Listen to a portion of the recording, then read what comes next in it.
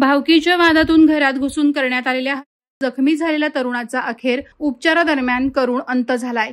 या घटनेमुळे संपूर्ण गावात शोककळा पसरली आहे। मिळालेल्या माहितीनुसार या तरुणाचं नाव सतीश प्रफुल्ल शिंदे असं असून तो 23 वर्षांचा होता।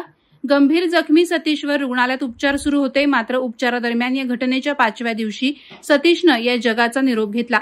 घटनेदरम्यान आरोपींनी सतीशच्या छाती आणि पोटावर धार केले होते। या हल्ल्याचं कारण कौटुंबिक वाद आणि जागेबाबत भांडण असं सांगण्यात आलंय। दिनांक 9 ऑक्टोबर रोजी पहाटे सुमारे 4 वाजता कर्जत तालुक्यातील धाकटे वेणगाव हद्दीत ही थरारक घटना घडली होती। कुटुंबातील काही सदस्य आणि त्यांच्या मुजोर सहकाऱ्यांनी शिंदे कुटुंबियांच्या घराचा दरवाजा तोडून थेट घरात घुसून चॉपर, कोयता आणि बंदुकीचा धाक दाखवत केला होता। या तिघेजण गंभीर जखमी असून ते उपचार घेत आहेत। अद्यापही संपूर्ण परिसरात भीती आणि संतापाचं वातावरण असल्याचं चित्र दिसतंय।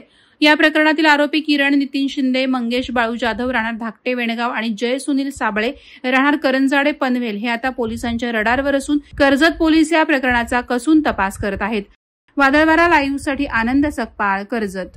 नवी मुंबई व रायगड जिल्ह्यातील ताज्या बातम्या आणि घडामोडींसाठी सबस्क्राईब करा वादळवारा लाईव्ह चॅनल आणि दाबा बेल आयकॉन।